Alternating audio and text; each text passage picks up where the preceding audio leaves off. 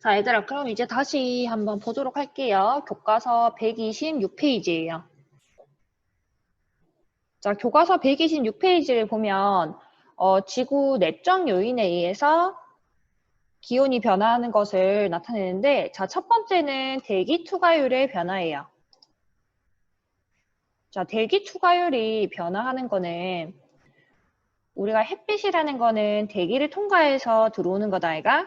근데 대기에 있는 어떤 물질들이 많아지게 되면 투명해지거나 불투명해지지. 그래서 이게 투과가 되는 양이 달라진다는 거예요. 자, 대표적인 경우가 바로 화산재입니다. 자, 우리 화산이 폭발하게 되면 뭐 이렇게 지금 용암이 이렇게 흘러나오는 것도 있지만 대부분은 화산재가 엄청 많이 나와요. 그래서 멀리 있는 사람도 화산에 의한 피해를 입을 수가 있는 게 이 화산재가 뿜어져 나오게 되면은 그러니까 마치 그 불난 것처럼 연기가 막 깔린다고 생각하면 돼요. 그럼 연기가 자욱하게 깔리면 햇빛이 잘 안 들어오겠지. 그래서 이 햇빛이 투과가 잘 안 되게 되면서 우리 사람이 햇빛을 많이 못 보게 되는 거예요. 그러니까 여기 이렇게 사람을 그려보면은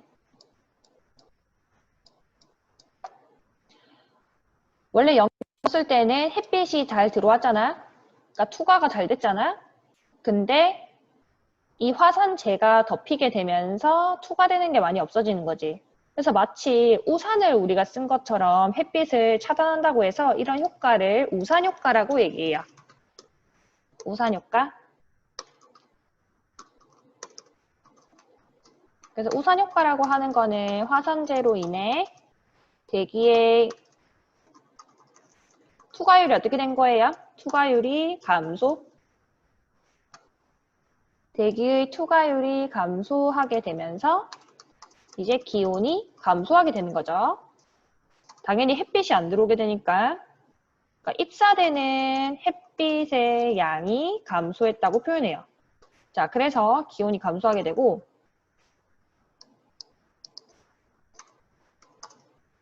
입사되는 햇빛의 양이 감소하면서 기온이 감소하고 자, 그러면 이 사람들은 어떤 피해를 입게 될까?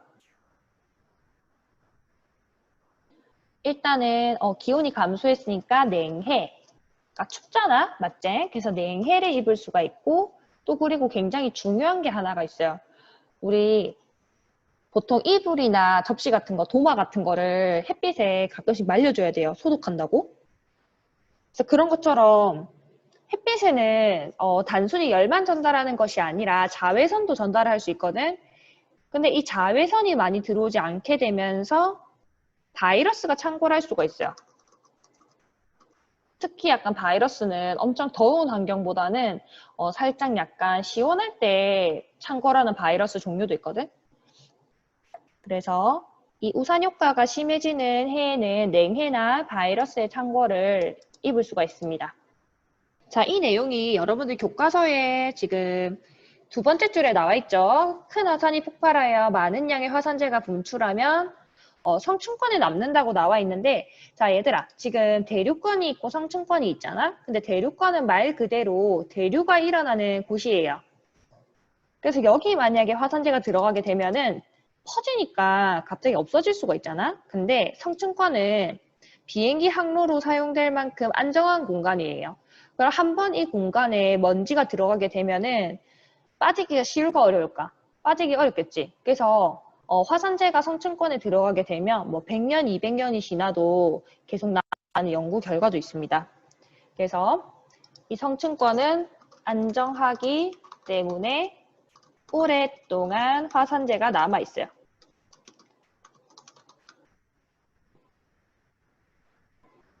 자, 여기까지 여러분 정리하고 화산이 폭발할 때 영상을 쌤이 가지고 왔거든? 이거 한번 같이 봅시다.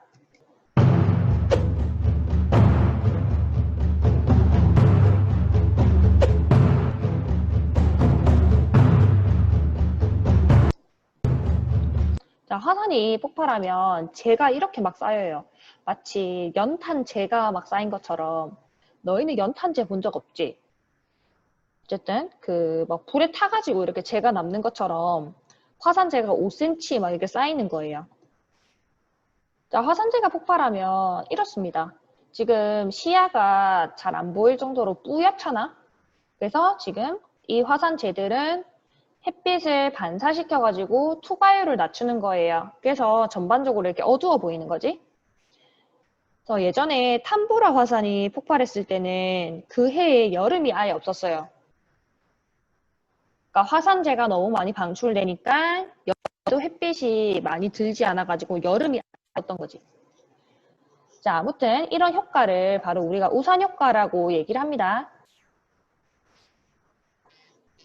자, 그러면 이제 두 번째로 넘어가서 지표면 상태의 변화에 대해서 같이 볼 건데 이거는 여러분들 따로 좀 적어 놓으세요. 교과서에. 자, 지표면 상태의 변화는 간단하게 비유하면 이래요. 자, 여름이라서 더운데 너희가 낮에 외출을 할 거야. 그러면 밝은 옷을 입는 게 좋을까? 아니면 어두운 옷을 입는 게 좋을까? 밝은 옷. 왜? 반사해서. 잘했어요. 그렇지. 지금 밝은 옷을 입으면 반사를 하기 때문에 약간 조금 덜 덥겠죠. 맞죠? 햇빛을 흡수하는 양이 작아지니까. 마치 비슷한 겁니다. 우리 지구도 우리가 옷을 입는 것처럼 바깥에 표면이 이렇게 있잖아. 표면이 다양한 걸로 뒤덮여 있는데, 먼저 빙하로 덮여 있는 경우도 있고, 이렇게 땅이 있는 경우도 있겠죠. 근데 지구온난화가 일어나게 되면 빙하의 양이 어떻게 될까? 지금 여기 빙하가 있는데 빙하의 양이 점점 어떻게 돼요? 점점 감소하게 되겠지. 빙하가 녹게 되면은 남극은 현무암질 암석으로 이루어져 있기 때문에 바닥이 까매요. 그래서 지구온난화가 일어나면 빙하가 녹음. 자, 빙하가 녹게 되면 이제 그 대륙이 나오게 되는 거죠. 자, 근데 문제는 뭐야? 지금 이런 땅이 있고 빙하가 있으면 누가 더 반사를 많이 시킬까? 그러니까 그치. 햇빛을 반사를 많이 시키는 거는 빙하겠지? 그래서 빙하의 반사율이 땅의 반사율보다 높죠.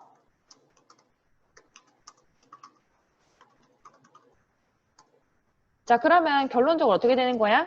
빙하가 녹게 되면서 지표면의 반사율이 낮아지는 거죠. 감소.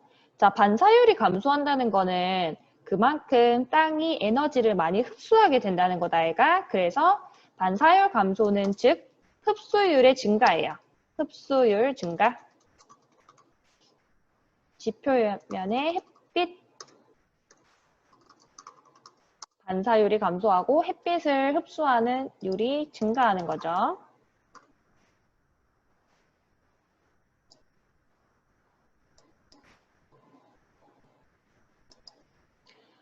자, 햇빛을 많이 흡수하게 되니까 결론적으로 온도가 어떻게 된다? 온도는 올라간다. 그렇지. 온도 상승. 자, 지표면의 온도가 상승하게 돼요. 그럼 잘 보자. 지금 지구 온난화로 인해서 빙하의 양이 감소하게 되면서 지금 반사율이 감소했다고 했잖아. 그래서 결론적으로 다시 온도가 상승했지. 그러니까 나의 결과가 다시 원인이 되어가지고 이 지구 온난화를 계속 가속하는 거다, 얘가. 이런 현상을 뭐라고 하는지 아는 사람? 양성 피드백 작용이라고 얘기해요. 자, 그래서 지구 온난화가 다시 가속되는 거지. 그러니까 양성 피드백이라고 하는 거는 정의를 한번 적어보면은 양성 피드백은 결과가 원인이 되어 반응을 촉진하는 것을 얘기해요. 그러니까 결과적으로 온도가 상승해서 다시 빙하가 녹게 되고 빙하가 녹아서 흡수율이 증가해서 다시 온도가 상승하는 거지.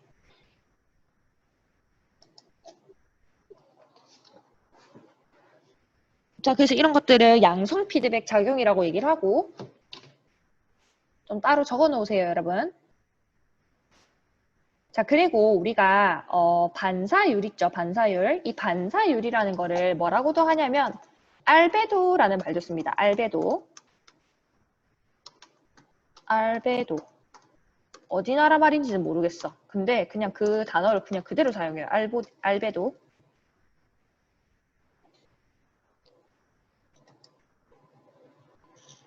그래서 여러분들 만약에 모의고사 문제에서 갑자기 알베도라는 말을 써도 아, 이거는 그냥 반사율을 얘기하는 거다. 이해할 수 있어야겠죠? 자, 정리했지?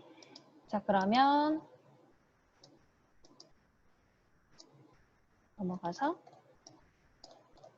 지표면 상태가 변화하면 반사율이 변화하게 되어서 이제 반사율이 감소하게 되면 기온이 높아질 수 있다. 이렇게 정리를 하면 되고. 자, 그럼 다음으로 넘어가서 이제 세 번째 수력 분포의 변화에 대해서 한번 보도록 합시다. 자, 수력 분포의 변화는 대륙과 바다가 위치가 변하는 거를 얘기해요. 그러니까 대륙이 동설 이런 거랑 연관이 있는 거죠. 자, 대륙이 가끔씩 하나로 모일 때가 있는데 고생 때 말에 한번 모였잖아? 그게 언제일까? 그게 뭐가 형성될 때일까? 한개야. 판게아 잘했습니다. 그래서 판게아가 형성이 될 때, 자, 이거는 현재의 대륙 분포예요. 지금 현재 대륙으로 대륙이 있기 때문에, 자, 지금 여기가 적도제.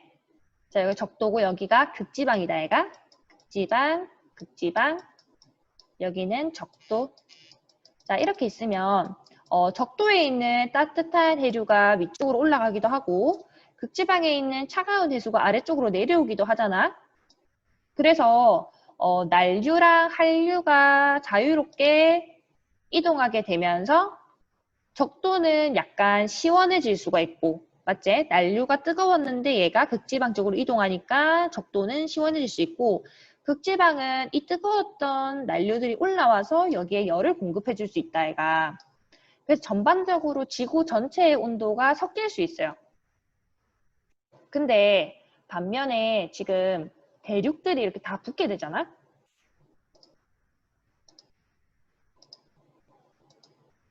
자, 대륙들이 이렇게 다 붙게 되면은 어떤 일이 벌어지게 될까?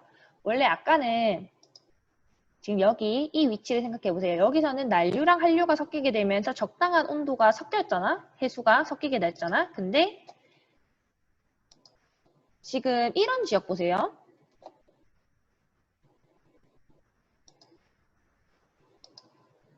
자, 이런 가운데 있는 이런 내륙 지역 같은 경우에는 난류나 한류의 영향을 전혀 받지 않게 되는 거다, 얘가. 즉, 뭐 난류 흘렀다가 이렇게 올라가고 말고. 그러니까 해류가 굉장히 단순해지는 거죠. 그러니까 해류가 단순해진다는 거는 그만큼 이게 섞이지 않는다는 거다, 얘가. 대륙을 곳곳을 훑고 지나가는 게 아니잖아. 그래서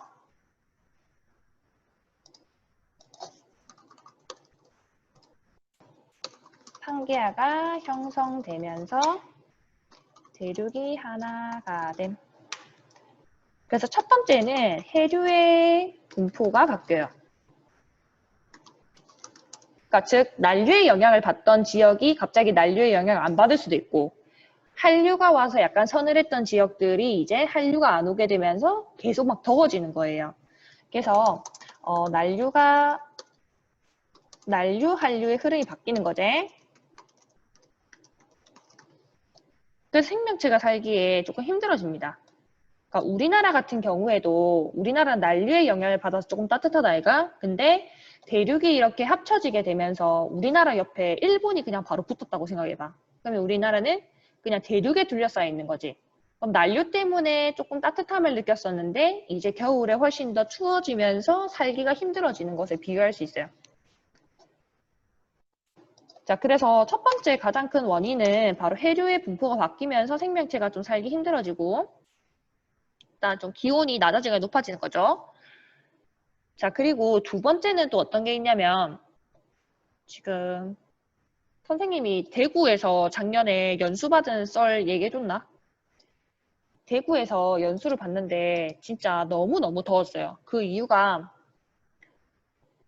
우리 대구가 이렇게 잠깐만. 한반도가 이렇게 있다고 하면은 우리 진해는 여기 바다에 접해 있잖아. 근데 대구는 내륙에 있어요, 이렇게. 그래서 얘는 땅에 둘러싸여 있기 때문에 여름에는 덥고 겨울에는 추워요. 왜 그럴까?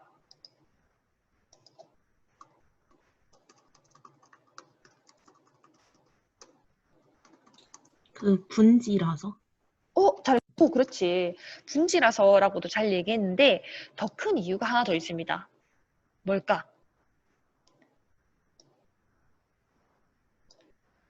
진해랑 땅이라 비교해. 뭐라고? 이열 땅의 잘했어. 비열이 그렇지. 낮아서 비열의 변화, 비열의 차이가 있습니다. 이게 어떤 거냐면 너희가 그 여름철에 백사장에 놀러 가면은 해수욕장에 놀러 가면 바닷물은 그대로 시원한데 땅은 엄청 뜨겁잖아? 그게 낮에 가열이 되니까 땅은 엄청 더워지는 거죠. 그래서 비열이라고 하는 개념이 있는데 비열은 동일한 물질 있죠? 그 물질을 1도씨 데우는데 드는 열량을 얘기해요. 그러니까 어떤 물질을 1도씨 데우는데 드는 열량을 바로 비열이라고 얘기하는데 모래랑 물의 열량이 다릅니다. 모래와 물. 자, 모래가 1kg 있고 물이 1kg 있었어. 자, 여기 적을게요. 모래가 1kg 있고 물이 1kg 있었는데 이렇게 모래, 물. 내가 동일하게 얘네를 계속 가열하고 있었어. 그럼 누가 먼저 데워질까? 모래와 물 중에. 모래가 훨씬 빨리 달아오릅니다. 물은 한참 있어야 온도가 높아져요. 그러니까 달리 얘기를 하면은 온도를 변화시키기가 더 쉬운 애가 누구야? 바로 모래라는 거지. 그래서 비열을 비교를 하면은 모래의 비열, 그러니까 모래를 데우는데 드는 에너지가 물을 데우는데 드는 에너지보다 작은 거지. 즉 모래는 온도 변화가 쉬움. 그러니까 데우기 쉽다는 거죠. 데우고 식히기 쉽다.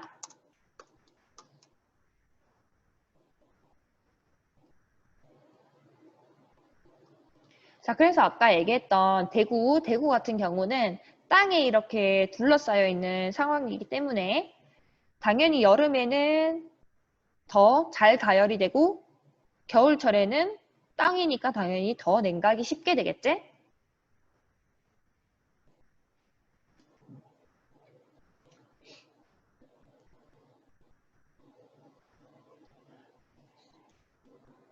자, 그래서 결론적으로 보면은 물과 모래는 비열이 다르기 때문에 이 대륙이 위치하는 거에 따라서도 이제 기온이 변할 수 있다는 거예요.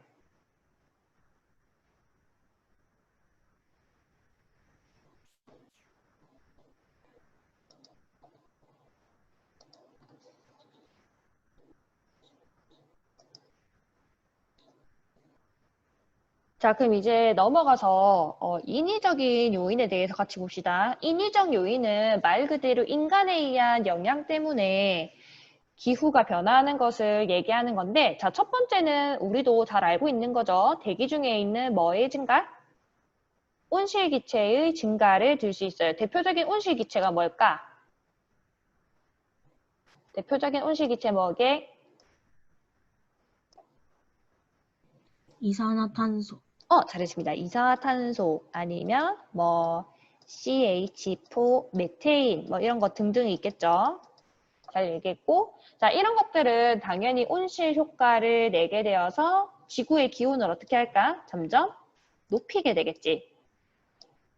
자, 근데 이거 말고 우리가 인간에 의해서 화재가 일어날 수도 있고, 그리고 막 공장에서 연기 같은 게 나오고, 자동차에서도 매연이 나온다 애가. 그 매연이라고 하는 거는 연기의 일종이지. 그래서 조그만한 미립자들을 우리가 에어로졸이라고 얘기해요. 에어로졸. 그러니까 이거는 굉장히 입자의 크기가 작은 것들을 얘기를 하는데 미립자. 공기 중에 미립자가 많으면은 아까도 비교했듯이 연기들이 많아지는 거다, 얘가. 그럼 아까 화산재랑 비슷한 효과를 내겠지. 그래서 에어로졸이 증가하게 되면은 온실 효과를 일으키게 되어서 어떻게 된다? 기온을 낮추게 되는 거예요. 이런 애들은 온실 효과가 아니고 우산 효과를 유발하게 되어서 기온을 낮추게 된다. 기온이 하강. 그러니까 인간에 의한 요인이 무조건 기온을 높이기만 하는 것은 아니에요. 그러니까 에어로졸이 증가를 하는 거는 기온이 오히려 하강하는 효과를 주는 거겠지? 자, 이제 세 번째는 바로 도시화인데, 자, 도시가 만들어지는 작용을 생각하면 됩니다. 자, 지금 이거는 원래 수풀이 우거져 있는 그런 공간이에요. 그러니까 원래는 풀로 이렇게 덮여 있었겠지. 근데 이제 도시로 개발을 할 거니까 이거를 밀어버리고 아스팔트를 막 이렇게 깔아놨어. 이것은 아스팔트예요. 아스팔트.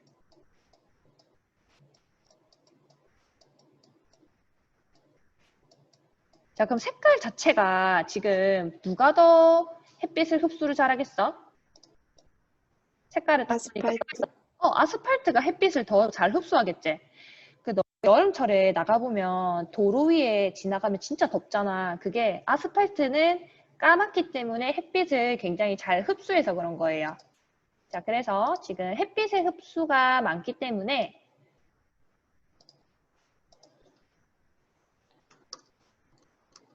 흡수율이 높음. 자, 흡수율이 높아서 지금 어떻게 되는 거예요? 얘는 온도가 상승하게 되겠지. 맞지? 그래서 우리가 도시화가 이루어짐에 따라서 초원이 없어지게 되면은 지표면의 흡수율이 높아지기 때문에 온도가 상승하게 돼요. 지표면의 흡수율이 상승해서 지구 온난화가 더 일어난다는 거지.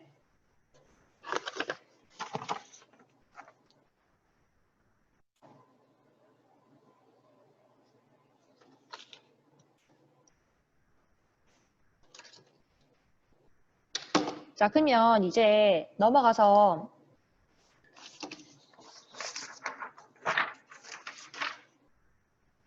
문제 한번 풀어보도록 합시다. 자, 선생님이 엘니뇨 라니냐에 대한 연습 문제를 가지고 왔거든요. 마치도록 합시다.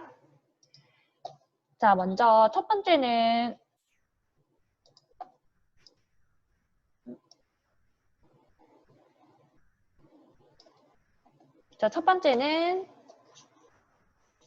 그림은 지구 자전축의 방향이 A에서 B로 변하는 모습을 나타낸 것이다. 이에 대한 설명으로 옳은 것만을 보기에서 있는 대로 고른 것을.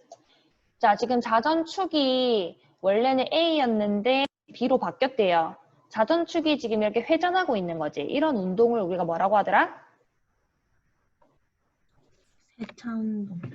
그렇지. 이런 운동을 우리가 바로 세차 운동이라고 한다고 했죠. 자, 그래서 A에서 B의 변화는 세차 운동에 의해 일어난다. 이 말은 맞는 거지. 자, 세차 운동의 주기는 얼마예요? 26,000년. 잘했습니다. 그렇지. 그래서 26,000년이 주기이기 때문에 자, 여기서 지금 A에서 B로 변하는데 걸리는 시간은 얼마였을까? 13,000년. 잘했습니다. 그렇지. 13,000년. 그래서 13,000년이 흐른 뒤에 A에서 B로 바뀌었어요. 자, 그래서 A에서 B로 되는 기간은 13,000년이다. 이것도 맞는 내용이고, 자, 디귿 A에서 B로 되면 먼 일점과 근 일점에서 북반구의 계절은 반대로 변한다. 자, 이 문제에서 사실은 뭐 조금 더 조건을 줬어야 했는데, 뭐 시간이 흐름에 따른 뭐 궤도의 변화 같은 것을 고려하지 않는다라는 문제가 좀 있어야 됐는데, 태양을 한번 볼게요. 지금 여기 태양이 이렇게 동일한 위치에 있었고 나머지 것 이렇게 지금 지구가 공전을 하고 있었어. 여기를 그냥 원일점이라고 할게요. 근일점이라고 해도 같습니다. 자, 이 점에서 먼저 A 상태에 있을 때는 지구 자전축이 이렇게 돼 있다, 얘가. 자, 그러면 북반구가 이렇게 있고 남반구는 이렇게 있겠죠. 자, 지금 북반구에서는 태양을 등지고 자전을 하는 거지. 자, 그럼 A일 때는 계절이 뭘까? 겨울. 그렇지. A일 때는 계절이 겨울이 되는 거고. 자, B로 가보면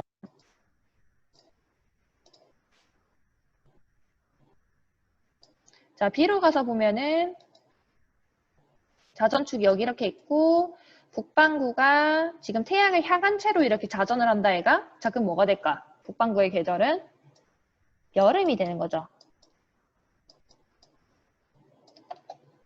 자, 그래서 이 점을 어떤 점, 원일점이든지 근일점이든지 이렇게 가정을 하더라도 자전축 방향 자체가 변하기 때문에 계절이 반대로 변하게 되는 거예요. 그래서 디귿은 맞는 말입니다.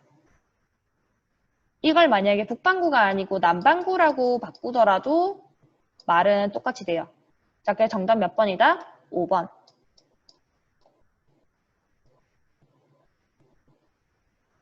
자, 그럼 넘어가서 다음 문제 한번 더 풀어봅시다.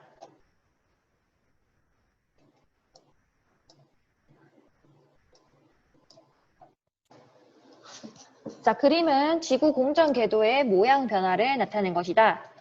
공전 궤도의 모양이 A에서 B로 변하는 경우에 대한 설명으로 옳은 것만을 고르시오.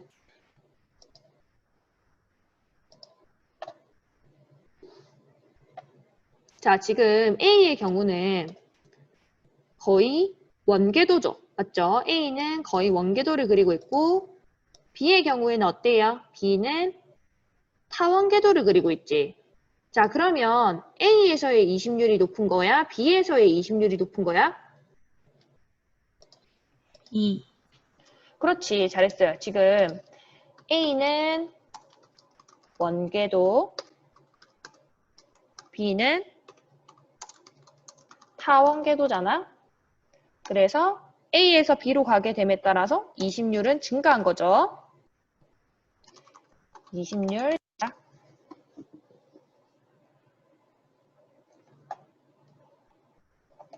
자, 그래서 먼저 이 문제에서 A에서 B로 변하는 경우에 대해서니까 이심률은 작아진다는 틀린 거지, 먼저.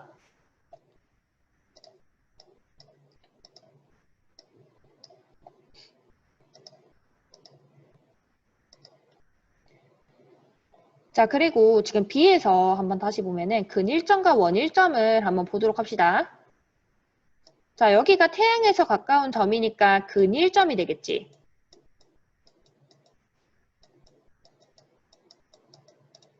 자, 여기는 뭐예요? 태양에서 먼지점이니까 원일점이 되잖아. 우리 한번 계절을 얘기해 봅시다. 먼저 이때 북반구의 계절이 뭐예요? 북반구.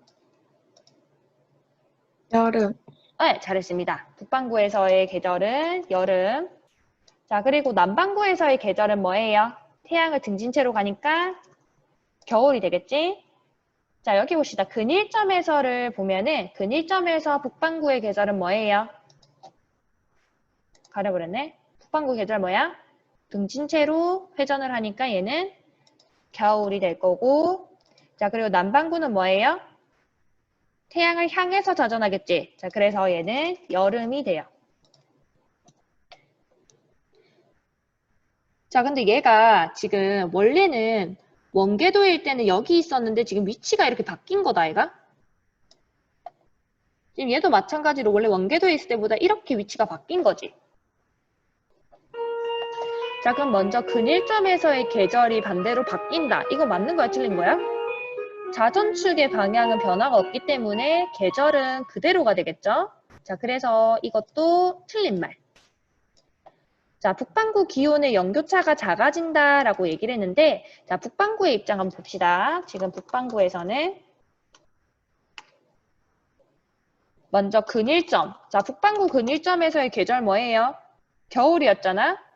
겨울이었는데 안 그래도 추웠는데 지금 태양이 좀 가까워졌지? 자, 그럼 어떻게 되는 거야? 덜 추운 겨울이 되는 거지. 자, 그리고 원일점에서를 보면은 원일점에서는 원래 여름이었는데 거리가 좀 멀어졌잖아? 그러면 덜 더운 여름이 되겠죠. 자, 그럼 북반구 입장에서는 연교차가 어떻게 된 거야? 작아진 게 되는 거죠. 그러니까 여름과 겨울의 온도 차이가 조금 작아진 거죠. 자, 그래서 마지막 문제의 디귿만 정답이었어요. 정답은 2번.